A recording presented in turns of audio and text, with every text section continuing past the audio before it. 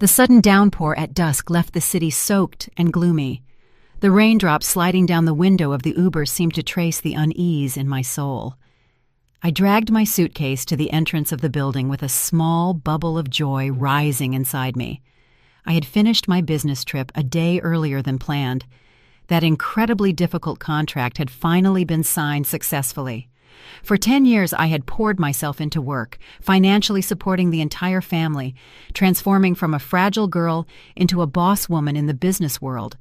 All so Cassius, my husband, could hold his head high in front of others.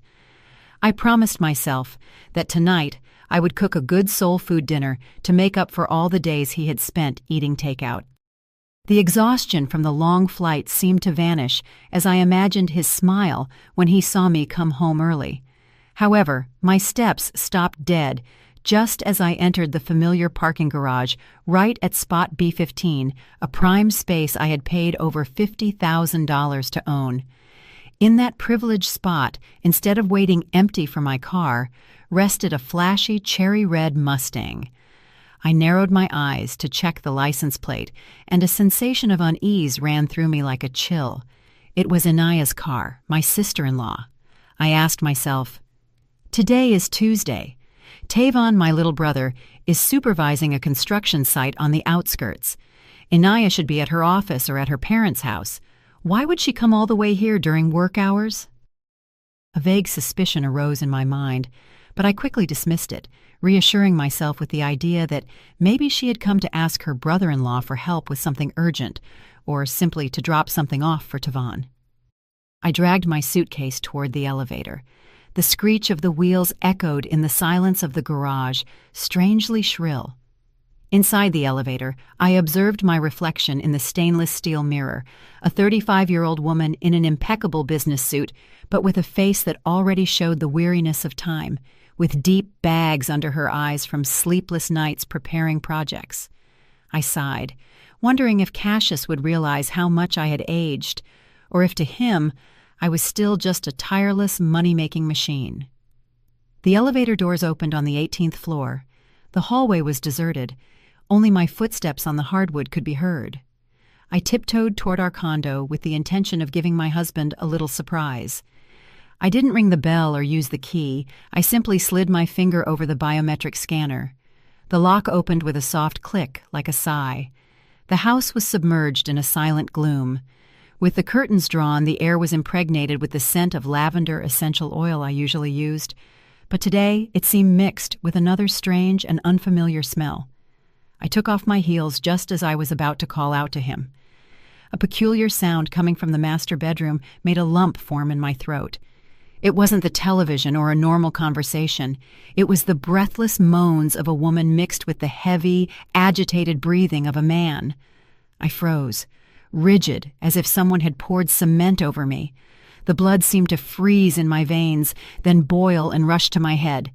Holding my breath, I stealthily approached the slightly ajar bedroom door. A small sliver of light filtered from inside, enough to see what was happening in our marital bed. On the luxurious charcoal gray sheets that I myself had changed before leaving on my trip, two bodies were intertwined with unbridled passion, and the woman was none other than Inaya, my sister-in-law, whom I had always loved and protected like a sister. Cassius's voice resonated, hoarse and loaded with desire. Every word was like a poisoned needle stabbing directly into my heart. "You are incredibly pure, baby. Not like my old lady. Looking at her doesn't even turn me on anymore. She's a woman as dry as a stick who only knows how to make money." Inaya let out a giggle. Her voice was cloyingly childish. "And yet you're scared to death of her. What if she comes back suddenly?" Cassius laughed with contempt. "Scared of what? She said she was coming back tomorrow, and if she appeared, I'd tell her you came to ask for help fixing a pipe. That stupid woman believes everything. She believes me blindly." My ears were ringing. I felt the floor sinking beneath my feet. I had to cover my mouth tightly to not choke on a sob. 10 years of my youth, 10 years of sacrifice. And what did I receive in return? The word stupid and this infamous betrayal. Rage consumed me. I wanted to throw myself on them and destroy that pair of adulterers. But the logic of a businesswoman held me back at the last second. Trembling, I took my phone out of my jacket pocket, activated the video mode, and aimed the lens through the narrow crack. 2 minutes. I only needed 2 minutes to record the whole raw and dirty truth. 2 minutes to bury the marriage I had once venerated. When I finished recording, I backed away in silence, grabbed my suitcase, closed the front door gently, and left the house like a ghost, taking a shattered heart with me. I don't know how I got out of the building. I only know that sitting in the Uber, my whole body was shaking as if I had malaria. I asked the driver to take me to Makeda's house, my best friend and attorney, the only person I could trust at that moment. I was afraid that if I stayed alone, I would do something crazy or collapse completely. Makeda received me with a look of horror, seeing me planted at her door with a suitcase and a pale face without a drop of blood. When I showed her the 2-minute video, she, known for her composure and sharpness in court, couldn't help but let out a curse full of bitterness. Makeda grabbed my hand tightly. Her eyes burned, but her voice was incredibly firm. "Zara, listen to me closely. Do not make a scene under any circumstances. If you do, you lose. You will lose your dignity and your assets. You have to keep calm, make them ruin themselves, make them leave with empty hands. Understood?" Makeda's words were like a bucket of ice water that restored a bit of my sanity. She was right. I am Zara, a woman who has fought in the business world for years. I couldn't let my emotions destroy me now. They had trampled on my pride, our family relationship, and my marriage. I would return that pain multiplied by 10. After resting for a few hours at Makeda's to regain strength, I applied makeup carefully to hide my puffy eyes and gaunt face. Then I dragged the suitcase back home when night had completely fallen. I took a deep breath in front of the door, telling myself that I was about to enter a great stage and that I had to be the best actress. I opened the door, this time making noise on purpose, and called out loudly, "Honey, I'm home! I missed you so much!" There was a brief and disturbing silence, followed by the sound of hurried footsteps. Cassius appeared from the bedroom, already dressed in impeccable pajamas, but with his hair still somewhat messy and a hint of panic on his face that he hadn't managed to hide. He ran toward me to take my suitcase, grinning from ear to ear, although his eyes didn't stop scanning my expression. "Wow, didn't you say you were coming back tomorrow? What a surprise! Why didn't you call me so I could pick you up?" I smiled, a smile that felt sickeningly fake as I caressed his arm. "The project finished early. I changed my ticket to come back. I wanted to surprise my love. Aren't you happy?" Cassius hugged me with a forced laugh. "Of course I'm happy. My wife coming home is the best thing that can happen to me. I missed you to death." His hug caused a chill to run through me, but I stood still. My sharp woman's intuition detected something anomalous immediately. Although Cassius had opened all the windows to air out the place and had probably sprayed half a can of air freshener, the sweet and intense aroma of a very specific perfume still floated in the air. Coco Mademoiselle was Inaya's signature fragrance, and I myself had gifted her that bottle for her birthday last year. That perfume was now irrefutable proof. The proof of her presence in this house, on my husband's body, and probably in my own bed. I pulled away from his embrace, feigning exhaustion, and headed for the bedroom. "I'm exhausted. I'm going to take a shower and go to sleep." Upon entering the room, the first thing that caught my attention was an almost unnatural order. And what surprised me most were the sheets. I remembered perfectly having put on a set of charcoal gray tencel sheets before leaving. But now in their place was a cheap, pastel pink cotton set that I had banished to the back of the closet a long time ago.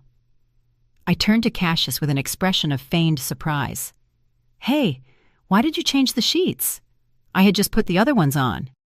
Cassius jumped and stammered for a couple of seconds before giving a quick explanation. "Oh yeah, this afternoon while watching TV, I spilled a cup of coffee on the bed and it stained everything, so I put them in the wash. I pulled these out to make do." a lie so clumsy that even a child would have discovered it. But I just nodded, with a slight smile. "Wow, you're so clumsy. Well, I'll change them again tomorrow." I went into the bathroom, locked the door, and turned the shower on full blast.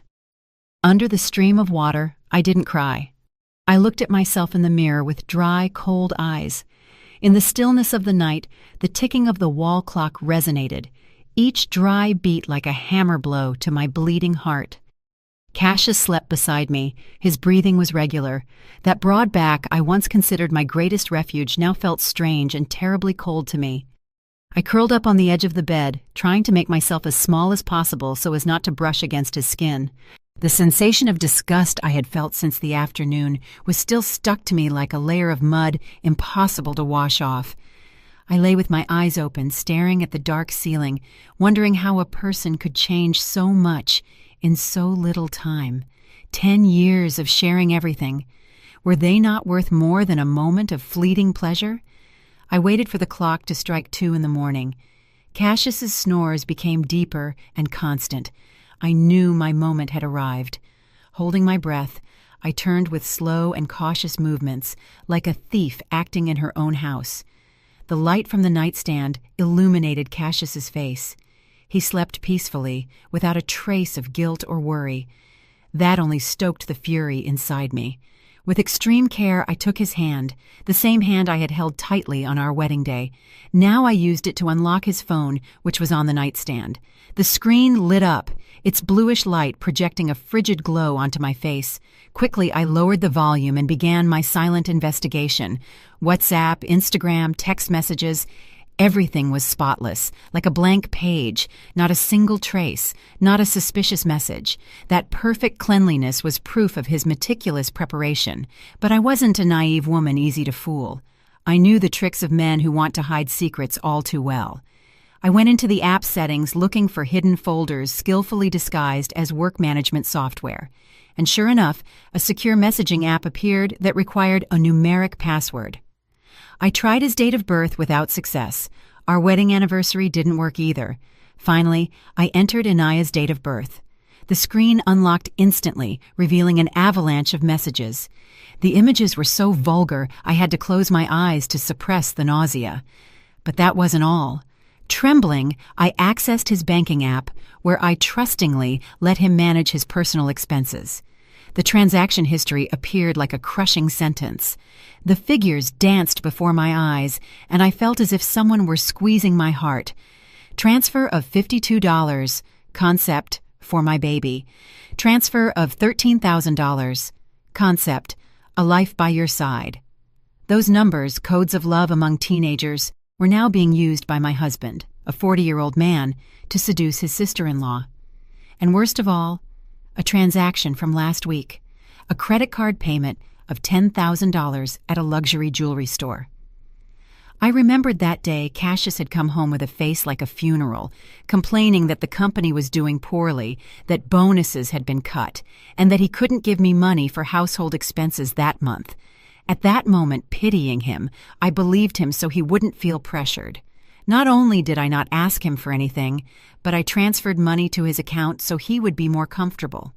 It turned out that my generosity and trust had served for him to embezzle family accounts and buy expensive jewelry for his mistress. I took screenshots of everything, every message, every transfer. My hands were shaking so much I almost dropped the phone.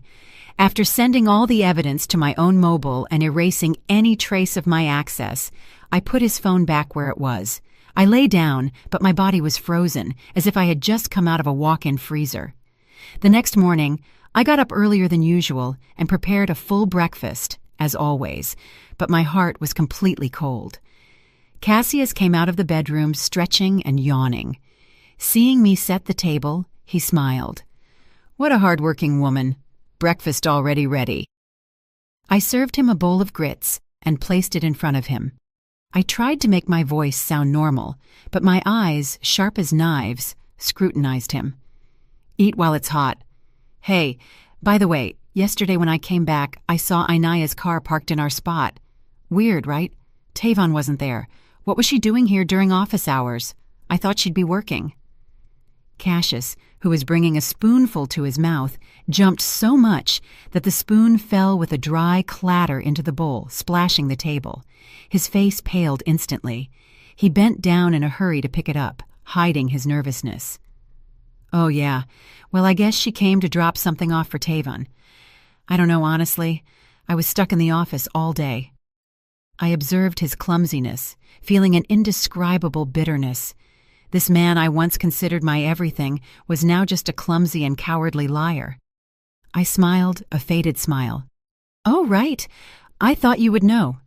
The doorman told me her car was parked there for a long time, all afternoon."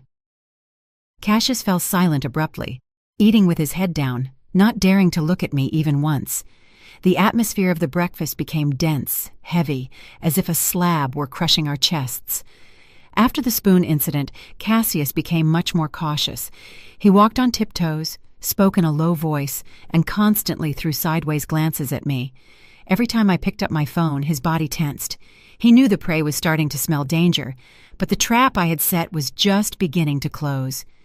That night I came home later than usual on purpose, so he would wait for dinner with anxiety. When I entered, dinner was cold, and he was sitting on the sofa with an expression of unease.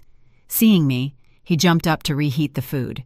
That excessive kindness felt even more repugnant to me, because I knew that behind that fake concern hid a universe of guilt.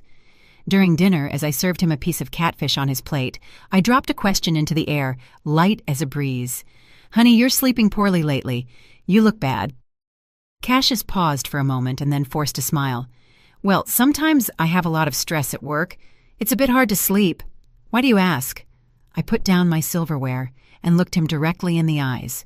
My gaze was no longer that of a sweet wife. It contained a sharp suspicion. "It's just that today, when I went to turn off the light, the doorman stopped me to ask me something. He says the nights I was away, he saw you leave with the car in the middle of the night and come back almost at dawn. I told him he was surely mistaken, that you sleep like a log, but he insisted he saw our car's license plate." Cassius's face went from red to pale white. He almost choked on the bite he was chewing. He grabbed the glass of water and drank in a long gulp to calm himself. His eyes moved nonstop, avoiding my direct gaze. Beads of sweat started to break out on his forehead, even though the air conditioning was set to 72 degrees. "That doorman. He's probably old and seeing things. Where would I go at those hours? What nonsense." His voice had become abnormally high-pitched, a clear sign of someone who feels discovered and tries to cover up the truth. I sighed, feigning genuine concern, and put my hand on his forehead.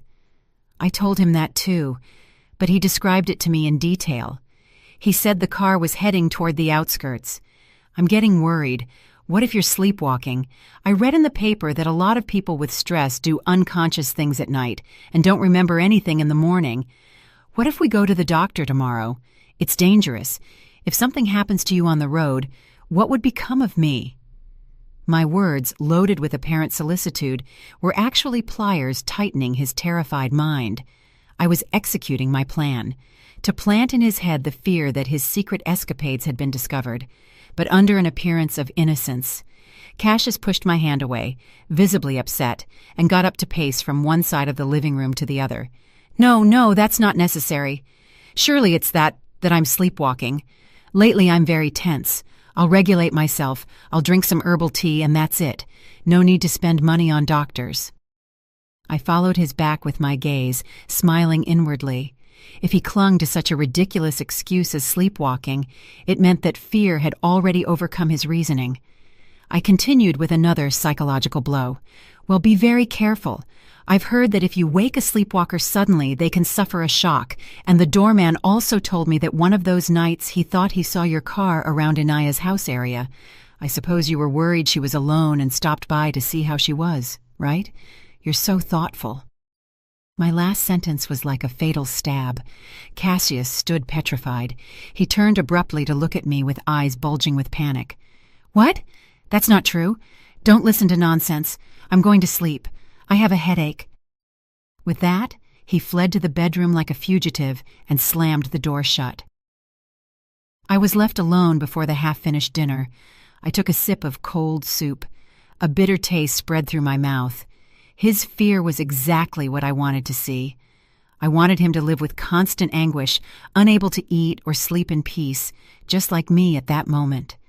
That night, Cassius tossed and turned in bed without being able to sleep. He turned over again and occasionally picked up his phone secretly to type a message that he quickly deleted. I had my back to him, pretending to be deeply asleep, but I listened to every one of his labored breaths. I knew those messages were for Inaya, to warn her of the danger and plan a strategy.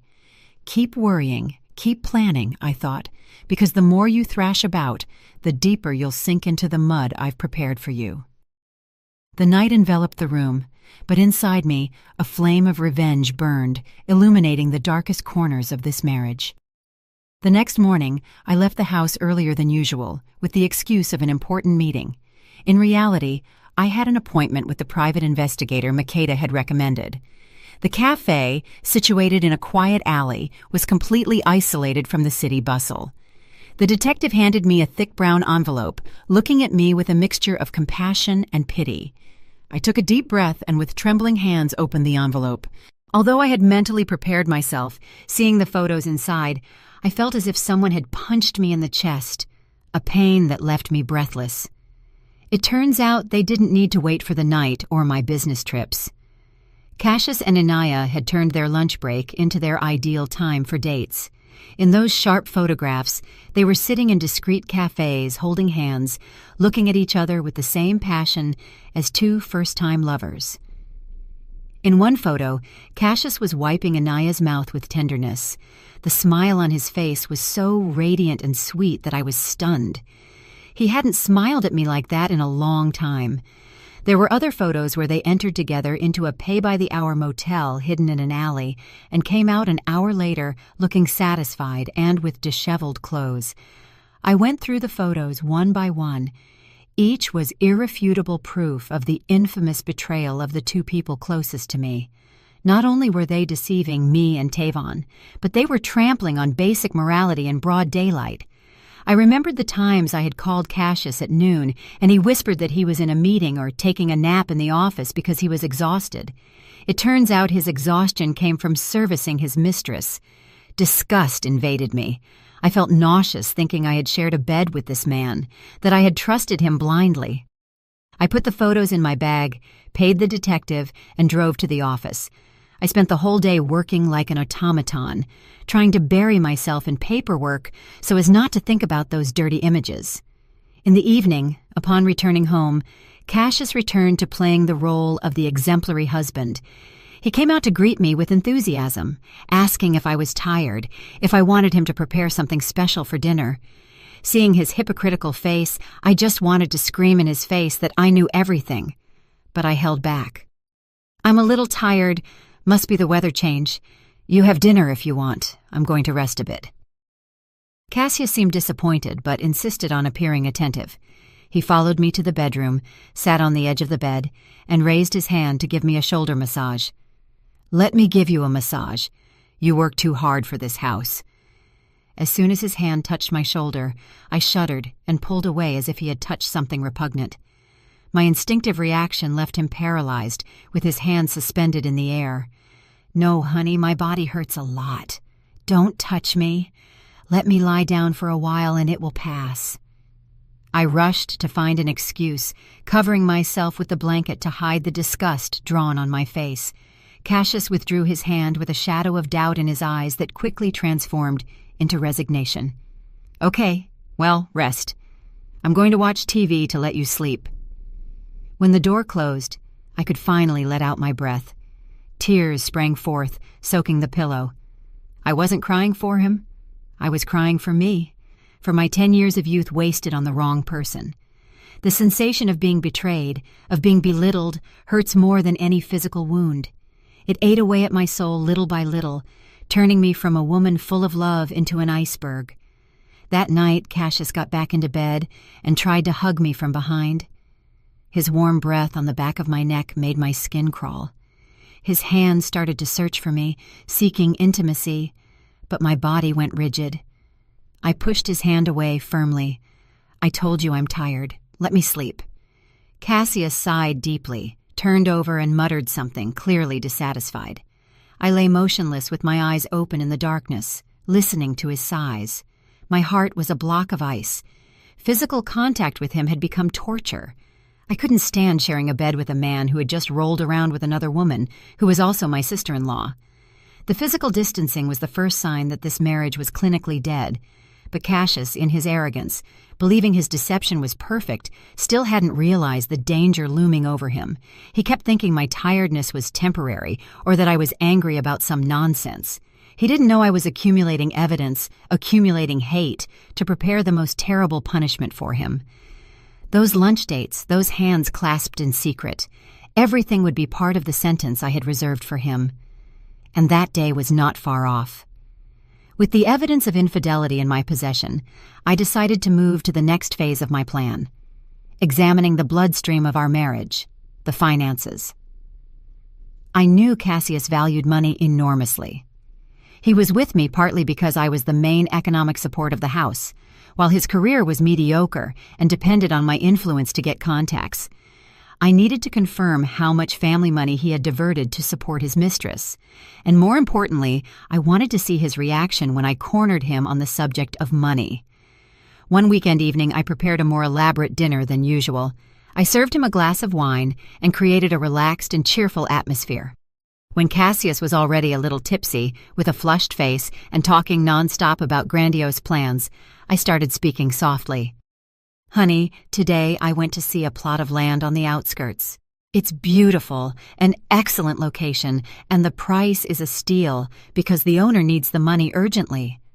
I was thinking of taking out our joint savings to put down a deposit. It would be a shame to let an opportunity like this pass." As I spoke, I watched his expression closely. Just as I expected, the smile was wiped from his face instantly. The wine glass he was holding trembled slightly. His eyes, clouded by alcohol, became suddenly lucid and alarmed. He put the glass on the table, swallowed with difficulty, and stammered. "Land? The market is frozen right now. Buying now is ruinous. And why do you want to take out the money so suddenly, without consulting me first?" I smiled with a voice sweet but firm. "Precisely because it's a steal, I'm consulting you. Money in the bank barely gives interest. Investing in land is what yields profits. We'll go to the bank together tomorrow, okay? We'll take out about $100,000 and we'll see about the rest."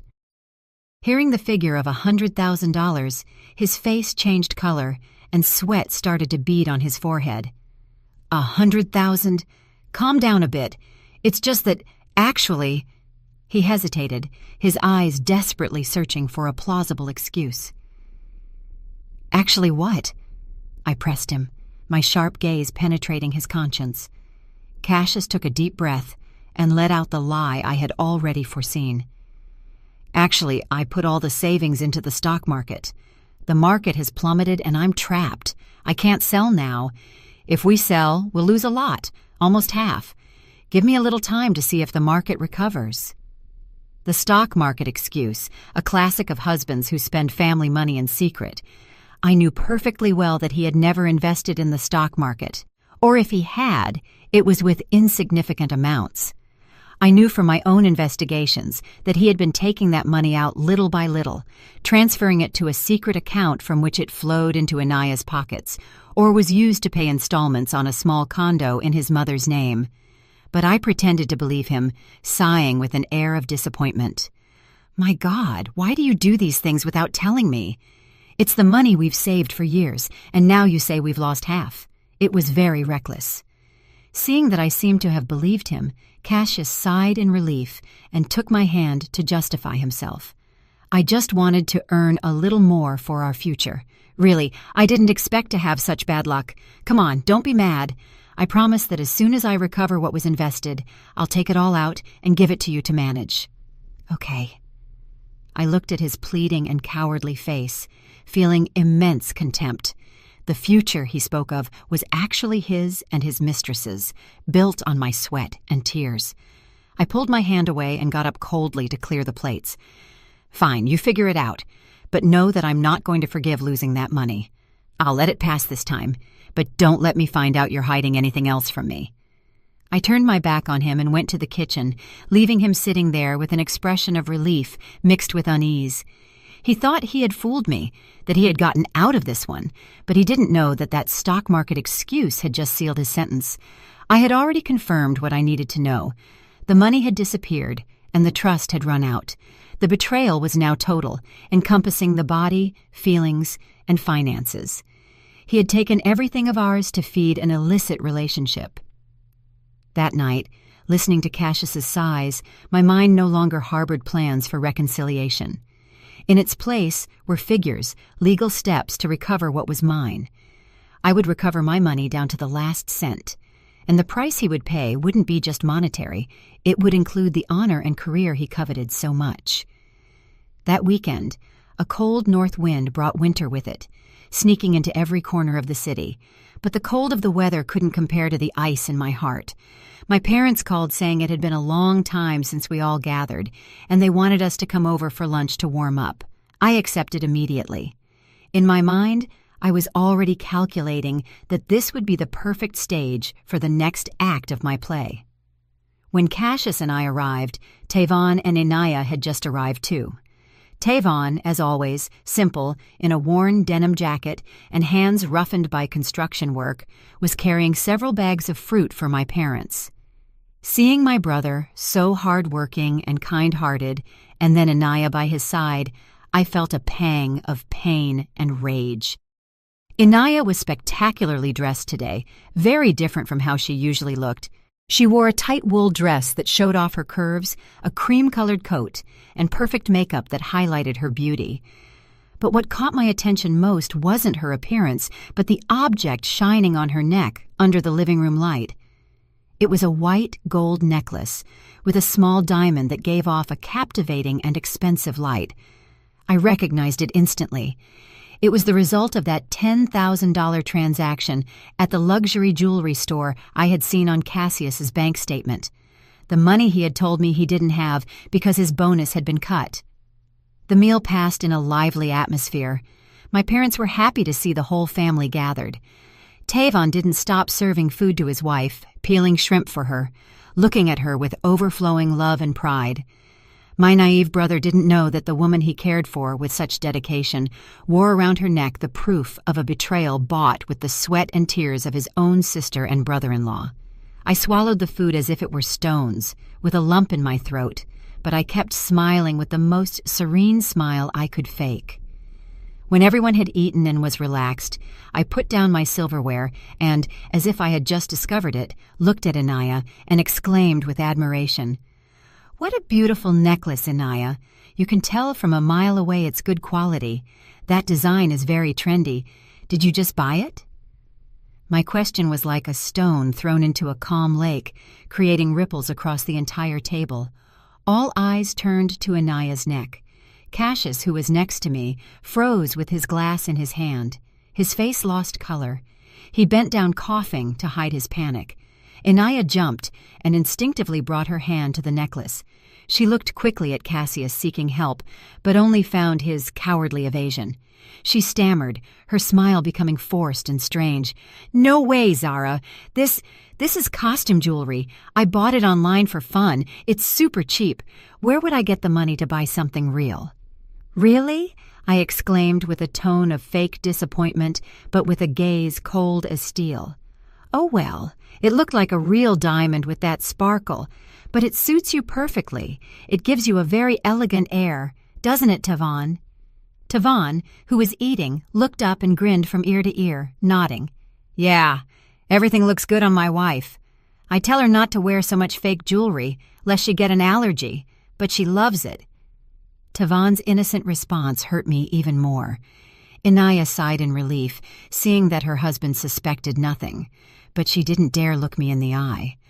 I turned to Cassius and patted him on the shoulder with a tone sweet but full of intention. "Look, honey, your sister-in-law looks beautiful even with costume jewelry, and I, on the other hand, never wear anything. Why don't you buy me one just like it one of these days? I love this style." Cassius jumped, Sweat beaded on his forehead despite the cold. He laughed nervously. His voice trembled. Yes, I'll see if I have money and I'll buy it for you. Come on, eat, the soup is getting cold. I observed the pathetic picture of the two traitors, smiling inwardly. Keep acting, keep lying. That necklace might be fake in Anaya's lies. But your guilt was real. Your boldness was real. I put a piece of chicken on Cassius's plate with the affectionate gesture of a devoted wife. But in my heart, the love of a wife had died the instant I saw the fear in his eyes. The following days I maintained a strangely calm attitude, but inside I was meticulously calculating my next move. I knew attacking their finances or feelings wasn't enough. I had to hit where it hurt Cassius most. His pride, his reputation. The opportunity arrived when his company organized the annual Client Appreciation Gala. It was an important event attended by all executives with their spouses. And of course I, as the wife of a department head, was invited to maintain appearances. I chose an elegant navy blue evening gown and seductive makeup. I wanted to look stunning, not to regain Cassius's attention, but so everyone could see how perfect the wife he was cheating on was. At the party, amidst soft music and the shimmer of chandeliers, I quickly identified my target, Mrs. Caldwell, the deputy director's wife. Mrs. Caldwell was known for being the company loudspeaker, a woman who loved gossip and always looked for juicy news to liven up her afternoon teas. With a glass of wine in hand, I approached her while she showed off her new emerald ring. After a few minutes of trivial chat about fashion and beauty, I sighed with an air of melancholy. Mrs. Caldwell, astute, noticed immediately, leaned in, and whispered with curiosity. "What's wrong, Zara? You don't seem very happy. Has good old Cassius done something to you?" I looked around as if fearing someone would hear us, and led her to a more discreet corner, speaking in a low voice, with a tone of trust and concern. "Oh, Mrs. Caldwell, I'm telling you because I consider you like a sister. Please don't tell anyone. It's so embarrassing." Mrs. Caldwell's eyes lit up like lighthouses. She nodded repeatedly. "Girl, of course, just between us. My lips are sealed. What you tell me goes to the grave with me." I bit my lip, hesitating for a moment before speaking. "It's just that, lately, I'm very worried. The days I was traveling, the doorman of my building told me he saw my husband's car leave at dawn and come back almost at sunrise. And the weirdest thing is that there was always a woman in the passenger seat. I trust my husband blindly. He's very good and a bit boring, but I've heard rumors. They say the silhouette of that woman was very familiar, that she looked like my sister-in-law." Mrs. Caldwell was left jaw-dropped. She almost dropped her wine glass. She stammered, "What? Your sister-in-law? But are you sure? What a scandal!" I rushed to wave my hands with a panicked face, as if it had slipped out. "Oh no, they're just rumors. Surely people were mistaken. Or maybe Cassius was taking her somewhere on the way. They are family. Please don't think badly of him. I'm just worried that malicious tongues will hurt him at the company." The more I defended him, the more Mrs. Caldwell was convinced of the conspiracy. She patted me on the arm with a look of compassion mixed with the excitement of having a scoop. "Oh, you poor thing, you're so good you're foolish. In these times you can't trust anyone, and even less when the fire is close to the straw. Don't you worry. I'll keep an eye out to see if there's any hussy lurking around your husband." With tears in my eyes, I thanked her, while inwardly smiling with disdain. I knew Mrs. Caldwell perfectly. As soon as I turned around, she would embellish the story and tell it to at least 10 other people during the party, starting with her classic, "I'll tell you something, but don't tell anyone." The rumor would spread like a toxic wind, sowing doubt and contempt over Cassius's head. That night, as I walked arm in arm with my husband receiving compliments on how happy and good we looked, I felt the stares and whispers behind our backs, the giggles loaded with double meanings. Cassius, oblivious to everything, smiled and toasted, not knowing that a storm of public opinion was forming over him and that the person who had unleashed it was his own wife. The sensation of using the malicious tongues of the world to punish a traitor was at once cruel and strangely satisfying. Just as I had foreseen, the toxic wind of rumor took effect at breakneck speed.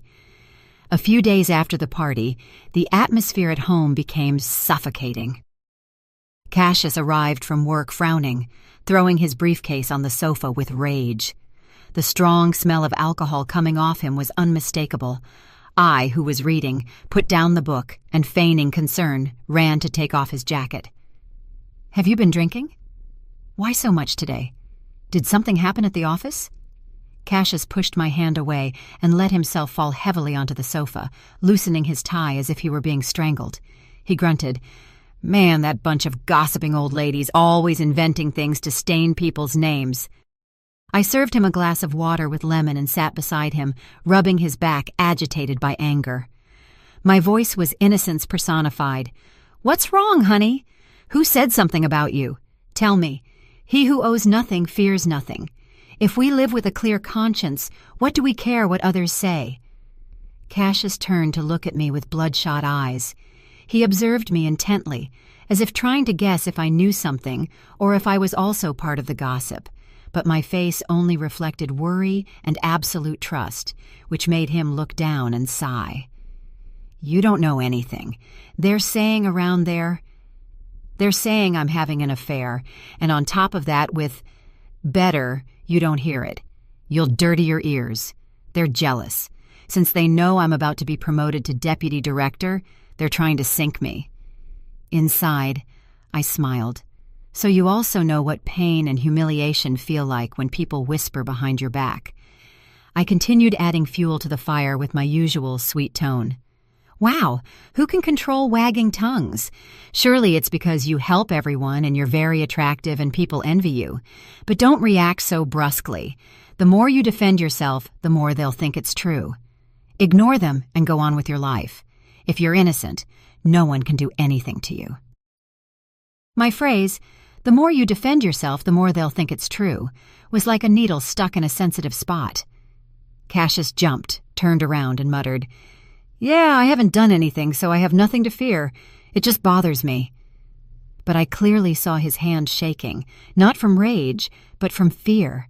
He was afraid that the truth would come to light, that the rumors weren't just air, but the smoke preceding the fire. That night, Cassius didn't eat dinner. He locked himself in the bathroom and let the water run for a long time, as if he wanted to wash off the dirty words that had stuck to his body. From the living room, listening to the sound of the water, I felt a strange indifference. He suffered because his honor had been sullied. But did he think of my honor or Tavan's when he committed his depraved acts? He despised me for being a woman who only took care of the house, but it was that very woman who, step by step, was tightening the noose around his neck, and he still believed it was an affectionate hug. Late at night, when Cassius was already sleeping deeply under the effects of alcohol, his phone on the nightstand lit up. A message. I glanced at it, and without needing to unlock it, read the brief text on the lock screen. "I'm so scared. People look at me weird. What if we end it?"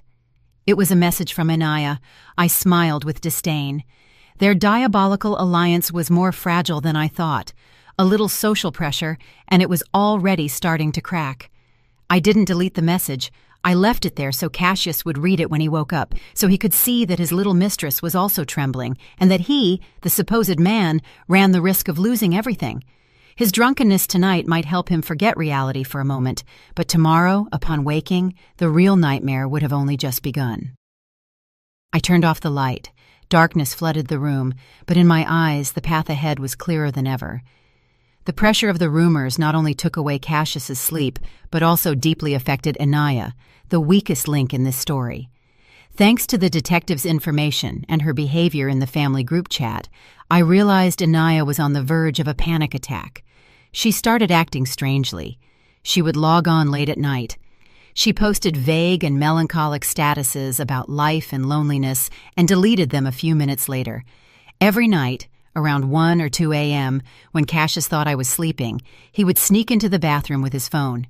His whispers, though low, reached me in the silence of the night. I heard the irritation in his voice and the sobs on the other end of the line. Anaya was tormenting him. She was afraid of her co-workers' stares, afraid of Tavon's unconditional love, while she carried immense guilt. She wanted Cassius to take responsibility, to protect her, or at least give her some kind of guarantee. To relieve the pressure, Anaya launched into a spiral of compulsive shopping. The detective sent me bills for luxury brands and expensive cosmetics that she paid for without blinking. I knew that money didn't come from her modest salary, nor from what Tavon gave her, but from the savings Cassius had been slipping her in secret. Seeing the figures in that covert financial report, I felt a sharp pain. The money I had earned with so much effort had become the tranquilizer for an adulteress. But what caught my attention most wasn't the luxuries, but a photo the detective had taken the previous afternoon. Inaya, wearing a mask, huge sunglasses, and a furtive look, was entering a private gynecological clinic hidden in a small alley. She was inside for almost an hour and came out with her face undone, clutching her bag against her belly, as if hiding a terrible secret. My woman's intuition told me that a storm, much bigger than everything before, was about to break. Inaya's visit to the gynecologist at this delicate moment, added to her panic and the late-night calls, could only point to one thing. She had an ace up her sleeve, a weapon that could destroy everything or save her situation. A small life was forming. I sat on the sofa watching the night sky, black and starless, and a chill ran down my spine. If Inaya was really pregnant and the child was Cassius's, the tragedy of this family would reach its peak.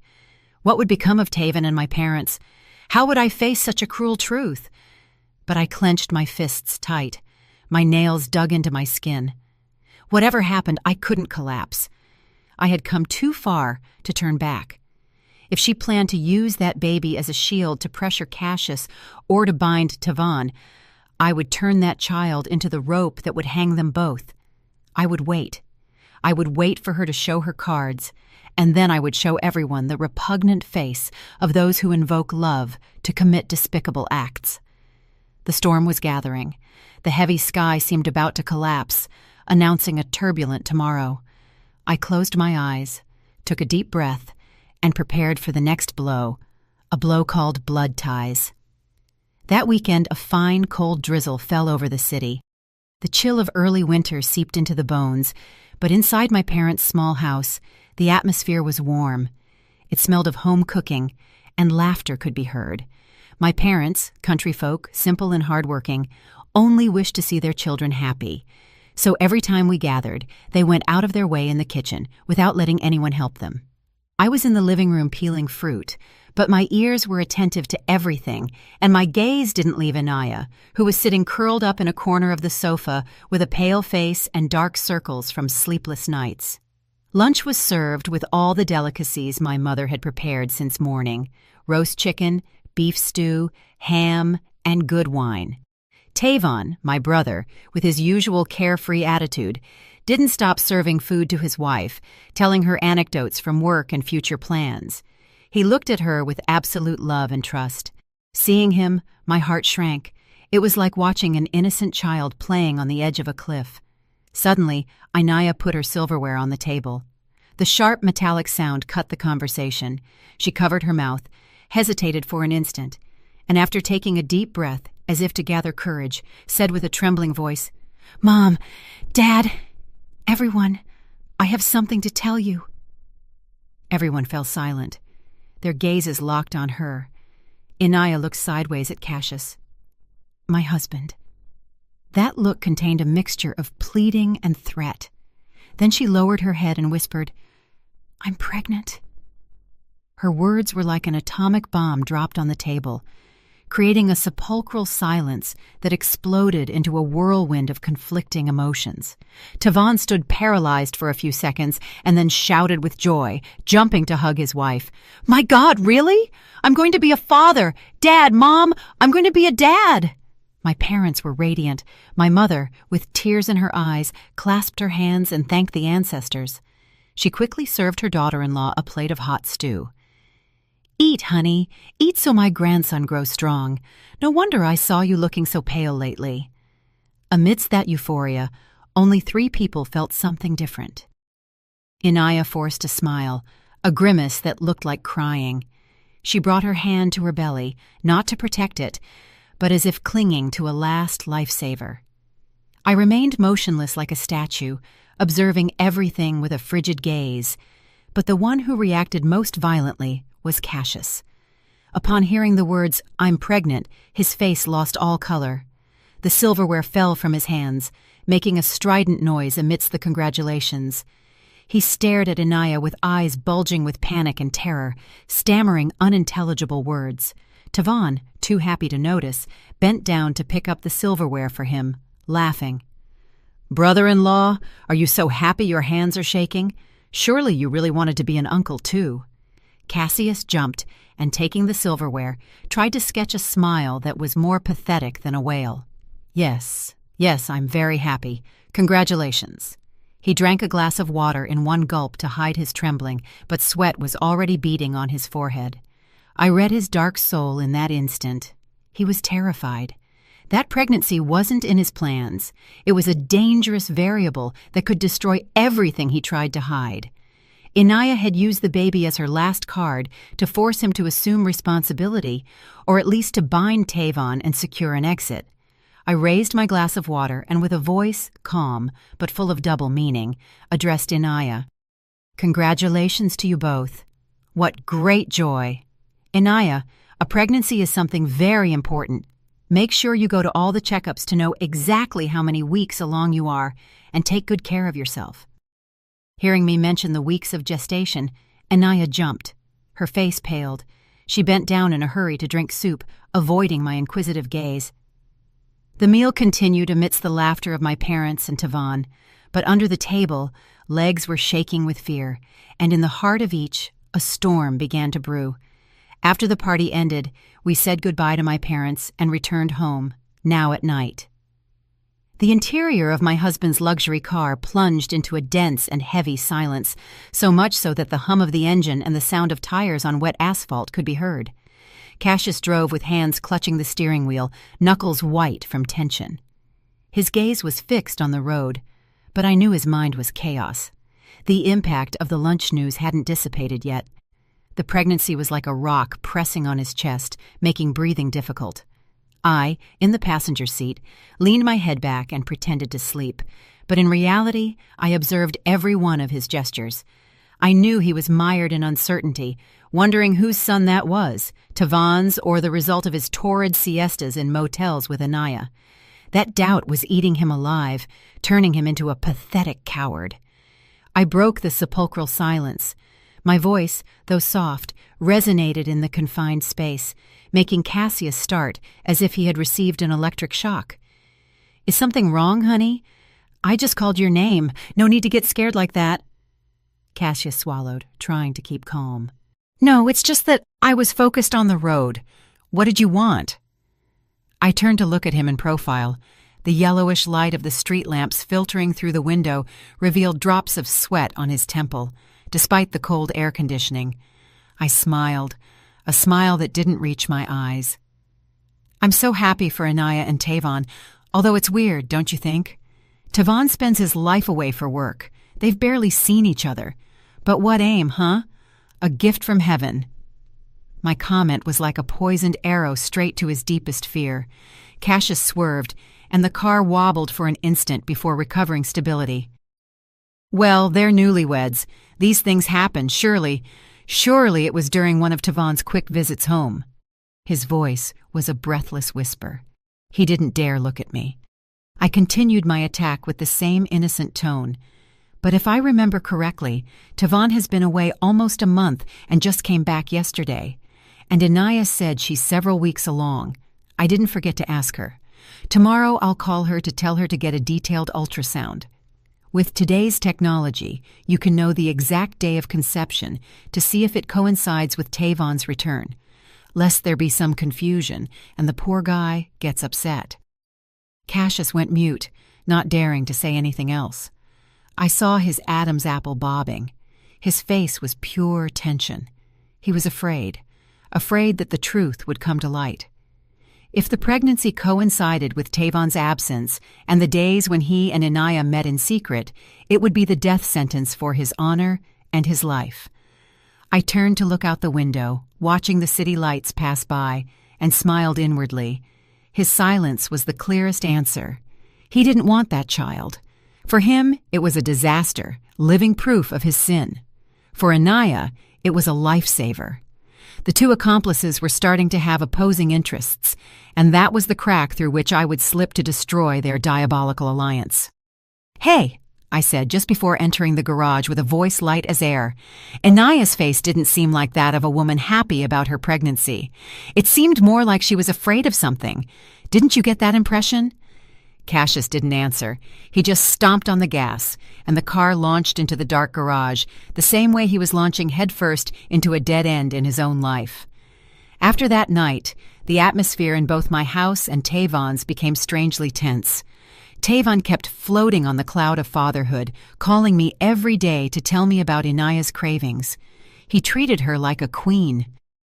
Meanwhile, Inaya and Cassius, the two guilty parties, lived in the hell they themselves had created.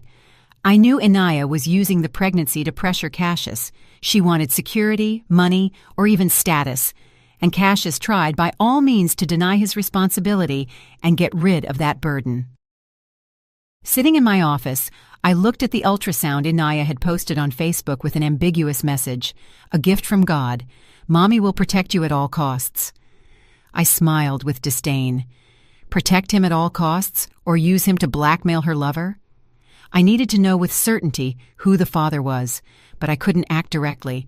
I couldn't take Inaya for a paternity test. It would alert them and hurt Tavon prematurely. I called Makeda. "Makeda, I need your help. Do you know anyone at the clinic where Inaya goes for checkups? I need access to her medical records, but with total discretion." Makeda sighed on the other end of the line. "What are you planning? Stealing her records? That's a crime? Are you crazy?" I smiled bitterly. "No, I just need one piece of data. The expected due date. From there I can deduce the conception date. I need an excuse for Tavon to start suspecting on his own. If I tell him now, he won't believe me. He's blind with love." Makeda fell silent for a moment and then accepted. While waiting for the information, I started executing my plan to divide them. I knew Cassius was terrified. He feared Inaya would do something crazy and tell everything if he didn't meet her demands. I had to push that fear to the limit. That night, while Cassius smoked on the balcony, I brought him an orange juice with a tone full of concern. "Honey, today I stopped by to see Inaya, and she was crying inconsolably. She says she has pregnancy stress, that she's scared Tavon won't believe the child is his because he's been away so long. I told her not to worry, that Tavon is a sweetheart. But she kept muttering weird things like someone was forcing her to abort, that someone didn't want to take responsibility. I didn't understand anything. Do you think she's hiding something from us?" Hearing my words, the cigarette fell from his hands. He turned sharply with a face pale as wax. She said that? Who is forcing her to abort?" I shrugged with the most innocent face in the world. "I don't know. She was just crying and saying that. It seemed very strange to me. Who would want her to abort?" My phrase left in the air made Cassius start to shake. He pulled his hair, pacing from one side to the other like a wounded animal. He was thinking Inaya planned to betray him, exposing him to me with hints. The fear of being discovered filled him with resentment towards her. He started seeing her as a dangerous and treacherous woman he had to mistrust. On the other hand, I also acted on Inaya. From a fake profile, I sent her an anonymous message. "Your lover is trying to evade responsibility. He's looking for lawyers to hide his assets and plans to divorce to go abroad. You and your son are just an obstacle. Be careful." Inaya, upon receiving that message, would go crazy. She would think Cassius was deceiving her, that he planned to abandon them to save himself. Mistrust, fear, and greed were corroding their illicit relationship. They were no longer lovers, but enemies.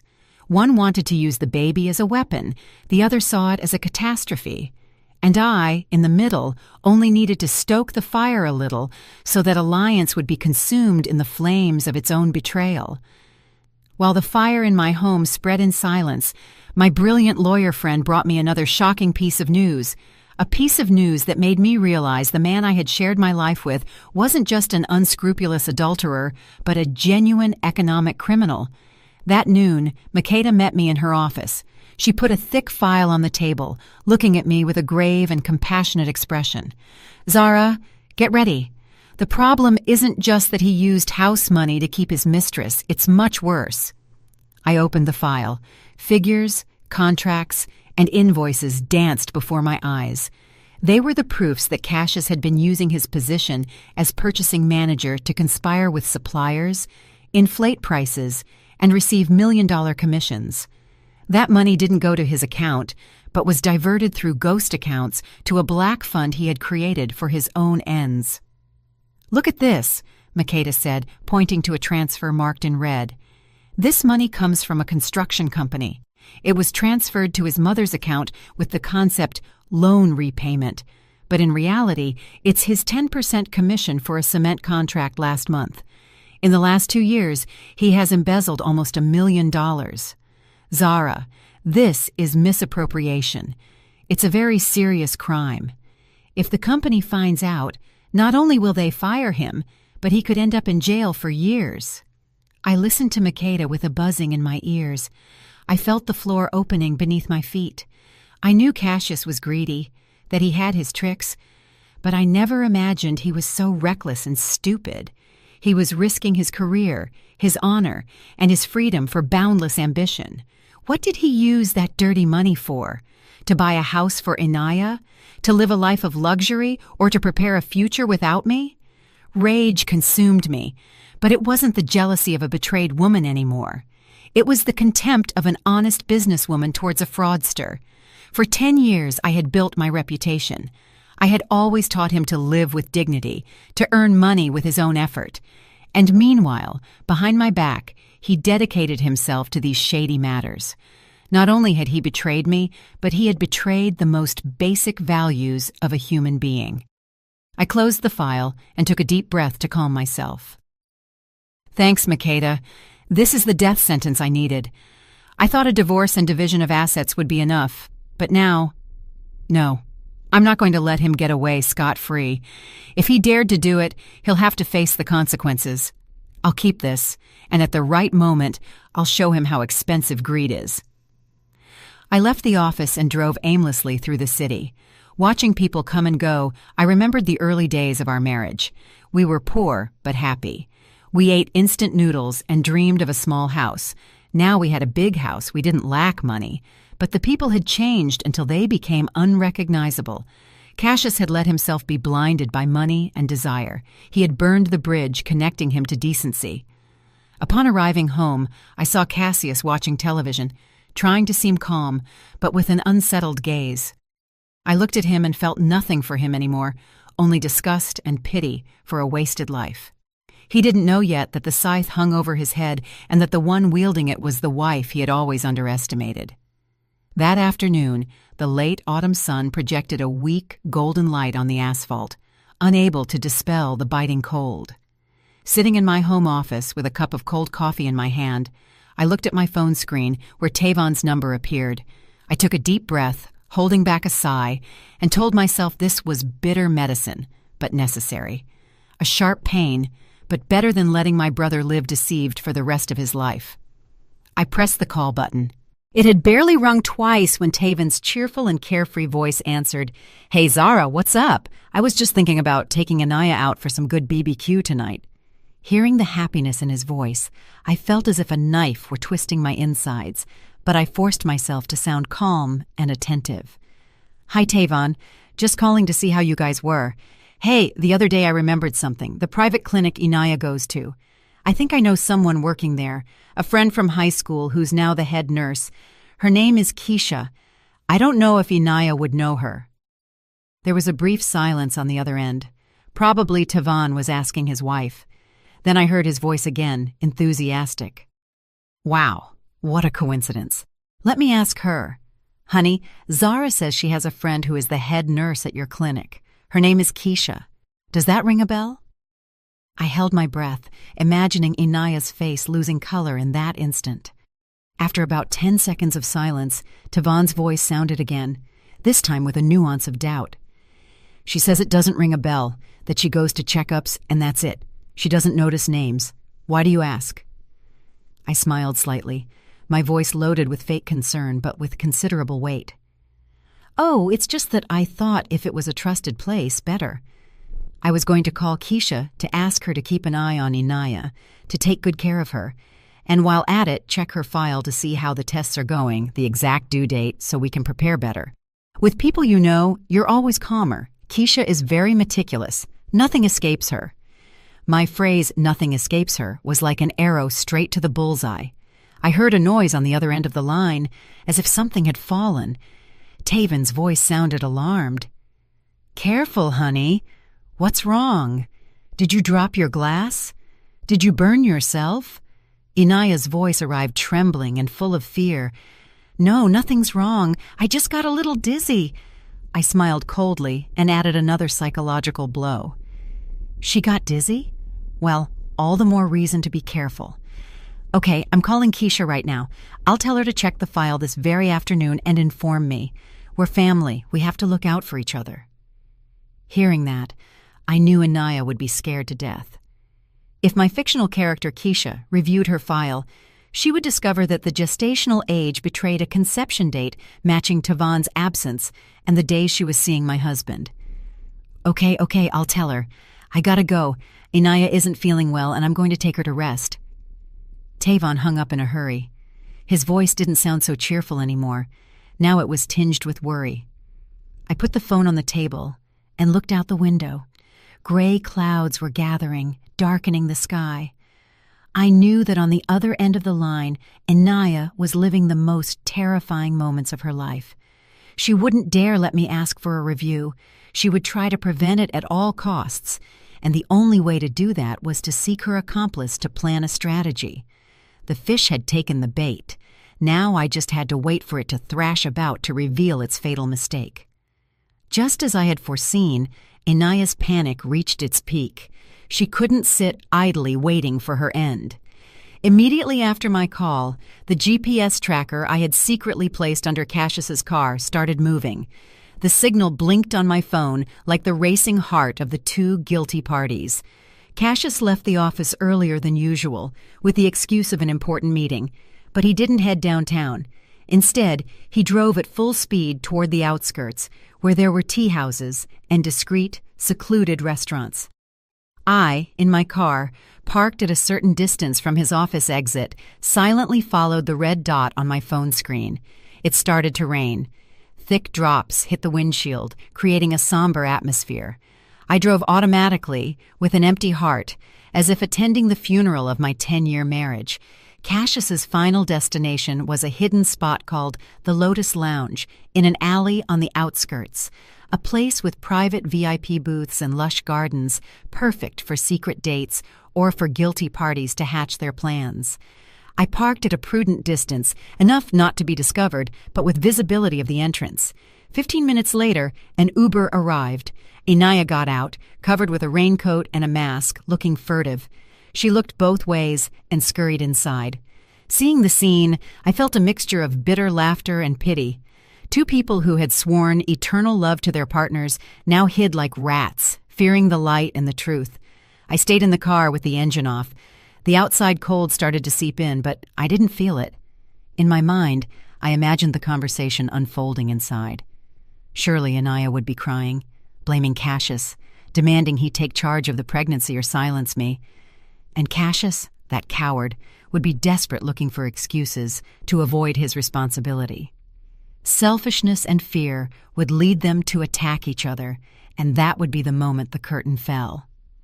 I took out my phone and typed a message. My fingers slid across the screen, each letter sharp as a knife. I didn't send it immediately. I saved it in drafts, waiting for the perfect moment. I needed an eyewitness, someone to see the raw reality with their own eyes, so the pain would sever any bond, so no one could lie or deceive anymore. Time passed slowly. The rain kept falling. I looked at my watch. More than 30 minutes had passed since Inaya had entered. Enough time for an argument, for confessions, and for my patience to turn into action. I took a deep breath. I regained my calm. Taven was at the construction site, supervising the pouring of concrete before nightfall. The noise of the mixer and the workers' shouts had him completely absorbed. Suddenly his phone vibrated in his pocket. He wiped his cement-covered hands on his pants and took it out. A message from an unknown number. He was about to delete it, thinking it was spam, but the first line left him paralyzed with his heart in a fist. Your wife Anaya and your brother-in-law Cassius are meeting secretly at the Lotus Lounge, VIP booth 3. Go now and discover whose child your wife is expecting. Don't be the fool raising another man's son.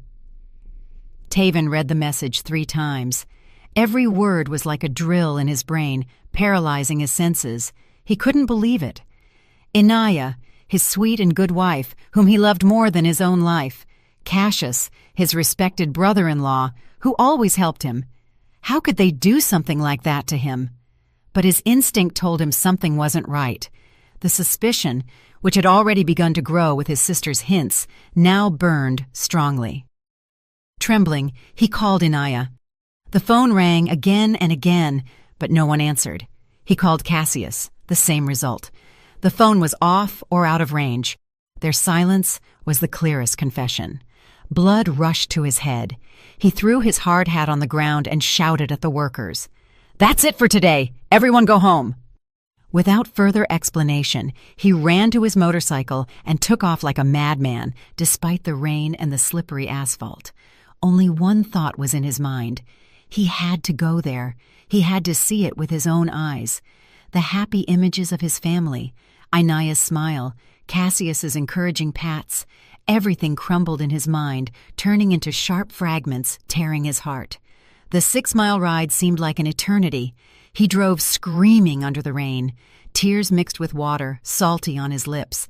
He prayed for it to be a bad joke, that upon arrival he would find nothing, that his wife would be at home resting. But his reason reminded him of Anaya's strange behavior, Cassius's elusive look at the last family meal. When his motorcycle braked hard in front of the lounge, I saw my brother from my car, soaked, with eyes bloodshot like a wounded animal. Without asking anyone, he burst into the place with a fury that made the employees step aside, frightened. I gripped the steering wheel with my heart beating wildly, watching with pain as my brother entered the den of betrayal. Taven ran like a whirlwind down the wooden hallway, his thunderous steps drowning out the sound of the rain. He stopped in front of the door to VIP booth 3, the place indicated in the message. His breathing was agitated, his chest rising and falling violently. From inside came the sobs of a woman and the shouts of a man. Sounds so familiar they left him paralyzed. And now what do we do? Zara suspects something. I'm so scared. What if Tevon finds out? Anaya's voice, trembling. Shut up already. Why didn't you take the pill and now you blame me? I told you to get an abortion. Cassius's voice, cold and cruel. Taven couldn't take it anymore. With all his might, he kicked the door. Bang! The door flew open, crashing against the wall. The scene revealed before his eyes was rawer than any nightmare. Under the dim light, Anaya was sitting on the floor, crying with her clothes disheveled. Cassius was standing in front of her, with a wad of bills in his hand, about to throw them at her. Seeing Tevon in the doorway, soaked, with eyes red as hell, they stood petrified. Tevon! Anaya stammered, pale as a ghost. Cassius dropped the bills, which flew across the floor. He stood mouth open, trembling, unable to articulate a word. Tevon looked at the 2 people he loved most in the world with a lump in his throat. The pain was so immense it paralyzed him. Only his eyes shed 2 rivers of burning tears. Why? Why you 2? Why did you do this to me? He screamed with a heartbreaking wail. He lunged at Cassius, not to hit him, but to grab him by the collar of his shirt and slam him against the wall. You're my brother-in-law, my brother! How could you sleep with my wife? How did you dare? Cassius, terrified, tried to break free, pleading, Tevon, calm down! Let me explain. It's not what it looks like. It was her who seduced me. Cassius's cowardly excuse was the last straw. Tevon punched him in the face. Pow! Blood gushed from Cassius's nose, and he fell to the floor groaning. Anaya screamed and clung to Tevon's legs. Don't hit him, please. It was my fault. He forced me. Tevon looked at the woman kneeling at his feet, the one he once swore to protect. Now she gave him infinite disgust. He kicked her away. "Get off. Don't touch me. You make me sick. The child you're carrying is a bastard, a piece of trash." I witnessed the whole tragedy from the doorway, and tears fell down my cheeks. I felt no satisfaction, only immense pain for my brother. The truth had come to light at too high a price. I entered the room. My voice, cold and firm, resonated amidst the chaos. "That's enough, Tavon. Leave him. Hitting him will only dirty your hands. Let the law and their conscience punish them." My appearance left everyone astonished. Cassius looked at me with swollen eyes. Inaya lowered her head, not daring to look at me. Tavon turned to me and broke down, crying like a child. He ran into my arms, trembling. I caressed my brother's soaked back while looking at Cassius and Inaya with contempt. "Get ready. The curtain has fallen." The air in the VIP booth smelled of dampness and the rot of freshly discovered lies. Inaya's sobs resonated, but no one felt compassion anymore. Kneeling on the cold floor, she clung to Tavon's pants, pleading, "Tavon, believe me, please. I never wanted to betray you. It was him. It was Cassius who forced me. He threatened to ruin you, to leave you jobless. I did it for you, to protect our family." I, leaning against the doorframe, observed the pathetic performance with a grimace of disdain. Human shamelessness has no limits. Cassius, with a bleeding nose, hearing Inaya blame him for everything, exploded. "You lying bitch! What are you saying? That I forced you? You were the one who sought me out, who told me your husband was useless in bed and didn't satisfy you." He kicked Inaya, who fell hitting her head against the table, but she got up disheveled like a fury and launched herself to scratch him. "Coward, miserable wretch. When you were enjoying it, you called me your love, your treasure. And now that we've been caught, you wash your hands of it. You told me your wife was a piece of wood, that you were sick of that old woman." Those who until a few minutes ago were passionate lovers were now tearing each other apart, revealing their dirtiest secrets. Tavon, in the middle of the storm, looked at them with empty eyes. Disappointment had hit rock bottom. "Enough!" he shouted. His voice, hoarse but imposing, silenced them. "You act very well, better than in a soap opera. So do you. I was just a clown, a fool to manipulate, right?" Cassius dragged himself to him. "Tavon, listen to me. This woman is a harpy. I only had a moment of weakness." Tavon stepped back, looking at him with disgust. "Shut up. Don't pronounce my name with your dirty mouth. Brotherhood? A brother sleeps with your wife and turns you into the cuckold raising his child?" Cassius was left speechless. Inaya cried again. "Tavon, our son. Think of our son." Tavon's gaze rested on Inaya's belly. He hesitated for an instant, but then it turned icy. "Are you sure it's my son and not this wretch's? And even if it were, a mother as lying and promiscuous as you doesn't deserve to raise him." The phrase was the final stab.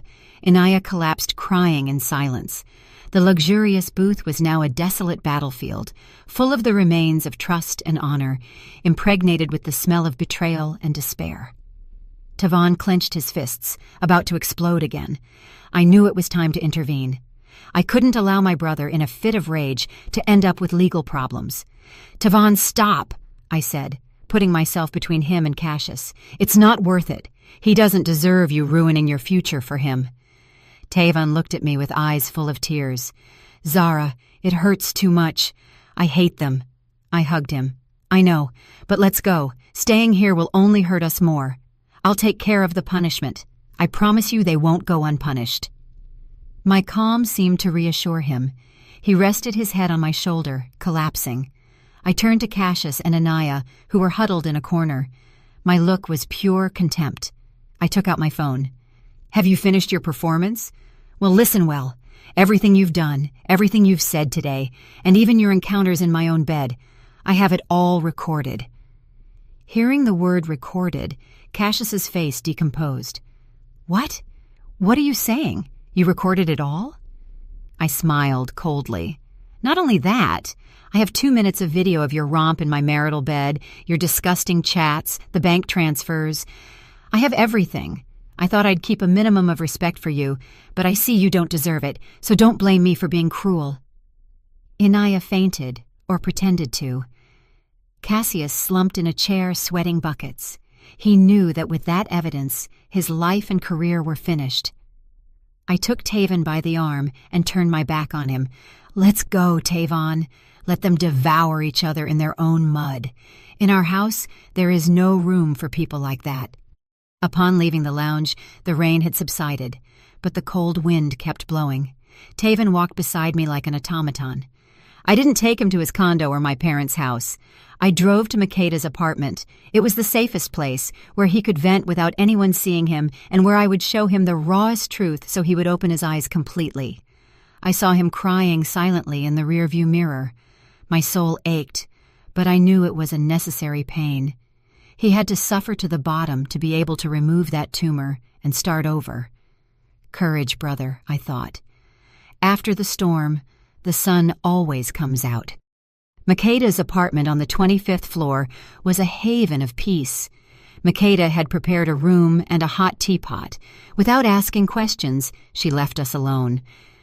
Tavon was sitting on the sofa, trembling, with a lost gaze. I knew words of comfort would be useless. He needed a dose of reality. "Tavon, look at this," I said, showing him the 2-minute video. His expression went from bewilderment to horror, and finally, to the deepest disgust. In the video, his sweet wife moaned under his brother-in-law's body, insulting her own husband. Tavon couldn't take it. He slapped the phone away and ran to the bathroom to vomit. He vomited the bile, the trust, and the blind love he had professed for her. I watched him from the door with a shrinking heart. His pain hurt me, but I felt relieved that he finally knew the truth. When he came out, his face was pale and gaunt, but his eyes had changed. There was no weakness anymore, but a flame of hate and cold determination. "Zara, I was wrong. I was stupid. I killed myself working to give her a better life, and she treated me like an imbecile." I took his hand. "It's not your fault. The fault lies with people's wickedness. Now you have to be strong and resolve this. What do you plan to do with Inaya?" Tavon remained silent for a moment and then looked at me with steely determination. "Immediate divorce. I never want to see her again. The child, if it's mine, I'll take care of it. If not, I'll kick them both out onto the street." I nodded, admiring his firmness. "Good. I'll help you with the paperwork. And as for Cassius, he won't get away scot-free either. Tomorrow, he'll know what hit him." That night, we stayed together in silence. The storm had passed, and although dawn would bring more battles, we knew justice was on our side. The next morning, I woke up with unusual mental clarity. While Tavon slept, I met with Makeda in the living room. On the table was a sealed file, the death sentence for Cassius's career and life with all the evidence we had collected. "Everything ready, Makeda?" I asked.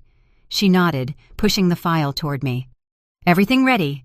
The complaint is drafted, addressed to the board of directors, the audit committee, and the union of his company. I've attached a USB drive with all the recordings, photos, and bank statements. I just need your approval to send it." I didn't hesitate for a second. "Send it. Let him taste the flavor of the bitterest failure." Makeda smiled, and with a click, the bomb was activated. Less than 2 hours later, the chain of events was unleashed. The company called an emergency meeting. They called Cassius to the CEO's office. Upon leaving, his face was a poem. He had the suspension letter without pay in his hand. Immediately after, security guards escorted him to collect his things and expelled him from the building before the astonished gaze and murmurs of hundreds of employees. His reputation, built with so much effort, shattered in an instant. The news of his infidelity and corruption spread like wildfire. His name became synonymous with betrayal and dishonor. Partners turned their backs on him. Friends avoided him. His phone didn't stop ringing with calls from creditors and messages of contempt. I, from Makeda's house, savored a cup of tea, imagining his pathetic situation with a sensation of lightness. My punishment had only just begun. That afternoon I received a call from an unknown number. It was Cassius. I didn't answer. I let it ring until it cut off and then blocked the number. I didn't want to hear his pleas. Justice, both professional and personal, had barely begun its course. I got up and went to wake Tavon. "Get up, brother. The day has just begun. We have a lot to do." That noon, while organizing papers, the doorbell rang insistently. Upon opening, I found 2 men from a bank. They handed me a foreclosure notice. The figure left me breathless. $300,000. The house, our home, had been mortgaged by Cassius behind my back 6 months ago. I remembered the day he gave me a sheaf of papers saying they were for a company guarantee. Trusting him, I signed without reading. And now that signature faced me with ruin. What had he spent that money on? On luxuries for Anaya, on an apartment in her name, and on failed cryptocurrency investments. Just at that moment, Cassius arrived, haggard and reeking of alcohol. Seeing the men from the bank, he tried to flee, but I stood in his way. "Where are you going? Come in and face the consequences of your actions. $300,000. You are incredible." Cassius knelt crying and begging. "Zara, save me. Pay the debt, please. If they take the house, we'll be on the street." I looked at him with infinite disgust. "There is no we. I will sell this house to pay the debt. I'll keep the rest as compensation for my lost youth, and you will leave empty-handed. You mortgaged my trust, and now you will pay with your life." He knew I was serious. I was no longer the submissive woman he could manipulate. I was the creditor of his life. Meanwhile, Tavon returned to his condo and put all of Anaya's belongings into 2 suitcases. When she arrived, she found her things in the hallway, under the rain. "Tavon, are you kicking me out? I'm pregnant," she screamed, crying. He looked at her with glacial coldness. "Don't use the child as an excuse. Go to your parents or your lover. This house is not a refuge for adulteresses." He slammed the door in her face, leaving her alone with her humiliation. Desperate, Anaya went to the apartment Cassius had bought her, but found him at the door, drunk and out of his mind. "Witch!" he screamed, slapping her. "Because of you, I've lost everything," Anaya cried. "You tricked me. You promised to take care of us." Cassius laughed like a madman. "Take care of you? That money came from mortgaging my wife's house, and now I've lost everything. Get out of here." He kicked her suitcases, scattering her clothes on the street. Anaya, sitting in the middle of the disaster under the rain, started to laugh. A bitter and chilling laugh. She dreamed of being a queen and ended up buried in a fake gold mine. The next day, I sighted Cassius at a coffee shop near the courthouse. I arrived early and put the signed divorce petition and the file of evidence on the table. When he entered, I barely recognized him. He was haggard, with stubble and deep dark circles. "Zara, do you really want a divorce? Can't you give me a chance?" he pleaded with a broken voice. I took a sip of tea. "Chance? You repaid 10 years of sacrifice with betrayal, debt, and corruption. Look at this file. If I hand it to the police, how many years do you think you'll spend in jail?" Cassius glanced at the papers. His face turned ashen.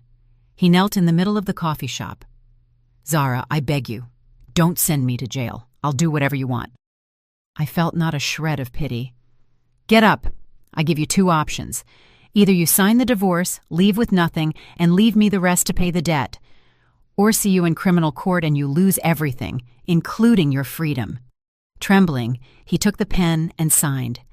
His signature, crooked and shaky, put an end to 10 years of marriage.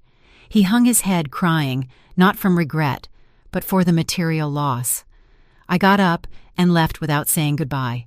The news of our divorce and Cassius's firing reached his hometown like a trail of gunpowder. As expected, my mother-in-law was the first to react. She showed up in the city that same night, furious, ready to put the daughter-in-law who had ruined her son in her place. "Heartless woman. What have you done to my son for him to end up like this? A man can have a slip-up, and a good wife should know how to forgive and guide him back. But you have sunk him." I let her vent. I understood her maternal blindness. When she finished, breathless, I offered her a glass of water. "Drink, mother-in-law. And now, before judging me, watch this." I connected the phone to the TV and played the 2-minute video. Then the photos, the messages, and the bank statements. At first, she refused to look, but Inaya's moans and Cassius's vulgar voice left her petrified. She saw her son, her pride, committing adultery with his sister-in-law, diverting thousands of dollars to his mistress while she lived poorly back home. When it was all over, she remained silent, pale, with her hand on her chest. Tears rolled down her wrinkled cheeks. "My child, I didn't know he was so miserable. I'm sorry, I judged you wrongly. Poor you." Her pain was sincere. She was also a victim of her son's lies. "You aren't to blame, mother-in-law. The fault is his. I can't keep living with a man like that." She left with her head down, carrying the shame. She no longer defended her son. The truth had crushed her. For me, it was the last chapter. It was time to start living for myself. With the divorce decree in hand, the first thing I did was put the condo up for sale. It was an empty shell full of dirty memories. I wanted to erase any trace of them, like excising a tumor. On moving day, while packing my things in boxes, I saw our wedding photo. 2 smiling young people swearing eternal love. What irony. I didn't tear it up. I simply took it down, put it against the wall, and left it there. A tribute to a past that no longer existed. I took only what was mine, my books, my plants, and a heart full of scars that was beginning to heal. I handed the keys to a young couple, wishing them the happiness I hadn't found within those walls. With the money from the sale, after settling the debt, I bought a small house with a garden in a quiet area on the outskirts. I invited my parents and Tavon to live with me. The first night in the new house, lying in my bed, listening to the crickets singing, I felt a peace I hadn't experienced in years. I had lost an unfaithful husband and a luxurious house, but I had regained my sleep. Sometimes a loss is the beginning of a reunion with oneself. After the storm, my brother Tavon became a quiet man. The carefree smile had disappeared from his face, replaced by a deep and mature look. He left his old job, a place full of painful memories, and for a time he shut himself in, consumed by tobacco and silence. I didn't pressure him. I simply left his favorite food at the door and sometimes sat beside him in silence, so he knew he wasn't alone. One day, he came out of his room shaved and dressed in a clean shirt. He smiled at me, a smile still fragile but alive. "Zara, I'm okay. I can't go on like this. I have to take care of our parents and you." He found a new job at an international company and immersed himself in it, not to flee, but to rebuild himself. On weekends, he helped my father in the garden, and laughter filled the house again. I knew his wound was healing. About Inaya, I heard she gave birth to a boy who was the spitting image of Cassius. He, missing and harassed by debt, didn't send her a cent. Inaya's life was a constant struggle, selling cheap clothes online while enduring the insults of people calling her the other woman. One day, Tavon saw her on a live stream, haggard and bitter. He watched her for a moment and then turned off the phone with indifference. "Everyone reaps what they sow, right, sister?" he told me, and he went on with his things as if she were a complete stranger. His calm reassured me. When there is no more hate, it means forgiveness, or at least oblivion, has arrived. Our new house filled with life. Dinners became the best time of the day, a space for laughter and simple stories without lies or secrets. Looking at my family, I felt an overwhelming emotion. The storm had washed away the rot, leaving only the solid foundations of family love. We had survived together. One night, Makeda came to visit. Sitting on the porch under a starry sky, she said to me, "You're different, Zara. More serene, more radiant. They say a woman is most beautiful when she belongs to no one." I smiled. "It's not that. It's just that now I belong to myself and my family. I've wasted a lot of time chasing ghosts. Now I want to live in the moment." One Sunday morning, while enjoying a coffee and a book in the garden, Makeda appeared again. This time she brought a business plan. "What do you say, boss lady? Are you going to rest forever? You have several important offers on the table, $1 million projects." My eyes lit up. The passion for my work, dormant for so long, woke up. Of course I am. I'm 35, I have a life ahead of me and bills to pay. A woman, with or without a man, needs her own career and her own money to walk with her head high. Makeda nodded. That's my girl. Hey, and seriously now, do you regret having been so hard on them? They say Cassius is working as a laborer down near the border to run from his debts and that Ainaya barely has enough to eat. I put down the coffee cup and looked her in the eyes. Regret? Never. Being cruel to the wicked is being compassionate to myself. If I hadn't cut it clean, the ones who would be destroyed now would be my brother and me. Karma is fair, Makeda. He who sows winds reaps storms. I just helped the harvest arrive a little sooner.